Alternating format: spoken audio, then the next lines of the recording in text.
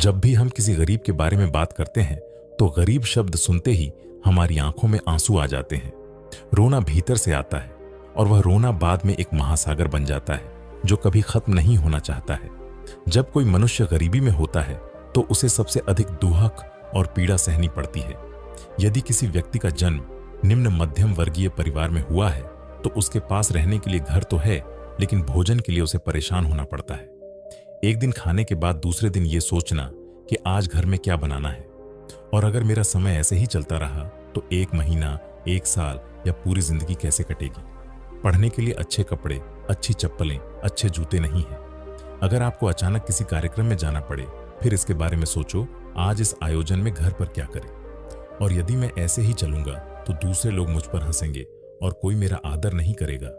और अगर कोई जानबूझकर या गलती से आपके कपड़ों को देख ले और आपका अपमान कर दे, तब आप अंदर से बहुत क्रोधित होंगे। आप बहुत अपमानित महसूस करेंगे। आप सोचेंगे कि मैं कपड़े पहनकर क्यों आया, चप्पल पहनकर क्यों आया, अच्छे जूते पहनकर क्यों नहीं आया, मैं इतना गरीब क्यों हूं।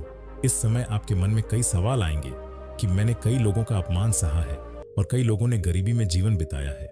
मैं अब गरीबी खत्म करना चाहता हूं। मैं अब गरीबी में नहीं रहना चाहता। अब मुझे कड़ी मेहनत करनी होगी और अपने सपने पूरे करना होगा और हमें इस गरीबी से हमेशा के लिए बाहर आना होगा।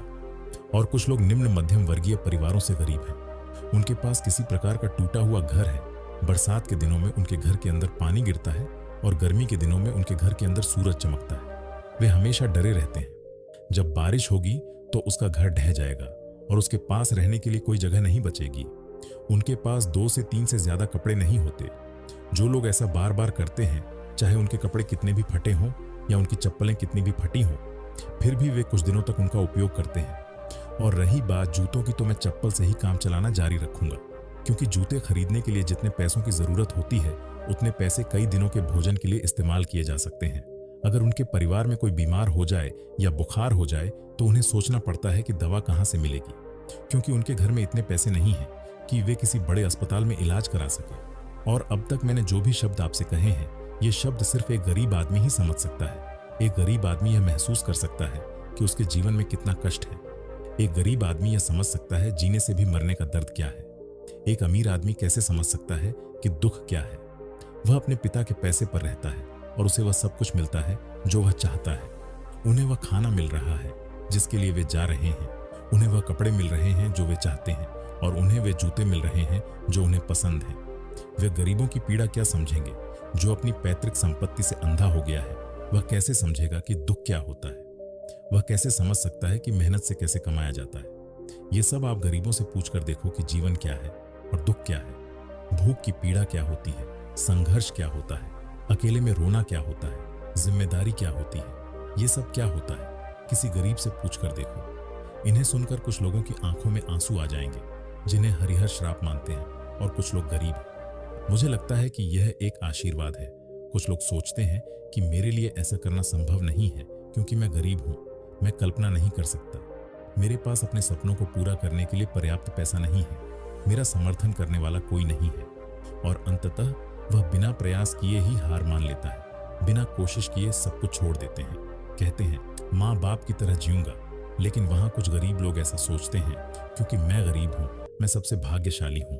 चूंकि मैं गरीब हूं इसलिए मेरे पास एक मौका है। धनी होने के लिए यदि नहीं तो एक अमीर परिवार में पैदा हुआ, अन्यथा वह दोबारा अमीर कैसे बनेगा। वह कैसे समझेंगे कि संघर्ष क्या है। और जो लोग इस दूसरी श्रेणी में सोचते हैं, वे एक दिन गरीबी रेखा को पार कर जाएंगे।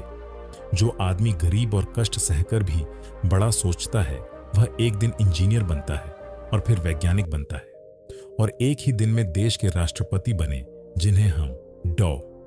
एपीजे अब्दुल कलाम और मिसाइल मैन के नाम से जानते हैं।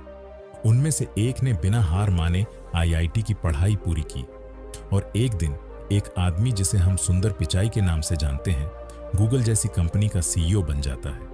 वह गरीब है और उसने बचपन से ही अपनी ताकत बनाने के लिए कड़ी मेहनत की है और भी बहुत कुछ अभ्यास। और एक दिन दुनिया के सबसे अमीर फुटबॉलर बन गए, जिन्हें आज हम क्रिस्टियानो रोनाल्डो के नाम से जानते हैं। और एक ऐसा शख्स जिसने अपनी गरीबी से इतनी हिम्मत जुटाई। वह सफलता भले ही देर से मिली, लेकिन धैर्य नहीं खोया और वह तब तक मेहनत करते रहे जब तक सफल नहीं हो गए और एक दिन सफलता उस शख्स को मिल गई जिसे आज हम नवाजुद्दीन सिद्दीकी के नाम से जानते हैं। और ये सब कुछ भी नहीं है। इस दुनिया में ऐसे कई लोग हैं जो बेहद गरीब होने के बावजूद कभी हार नहीं मानते और अपनी गरीबी को दूर करने के असंभव कार्य को संभव कर दिखाया। और इन सभी लोगों से हम एक बात सीख सकते हैं कि जिंदगी वो नहीं है वह हमें मिल गया, बल्कि जीवन वह है जो हम स्वयं बनाते हैं। आज के वीडियो के अंत में मैं आपको बस इतना बताऊंगा कि आप एक गरीब परिवार में पैदा हुए हैं, आपके साथ कुछ भी गलत नहीं हुआ है, लेकिन अब यह आपकी जिम्मेदारी है कि आप गरीब मरें या गरीबी को अपने जीवन से हमेशा के लिए दूर कर दें। जीवन आपका है, इसलिए आपको सभी सर्वोत्तम निर्णय लेने होंगे। On the best.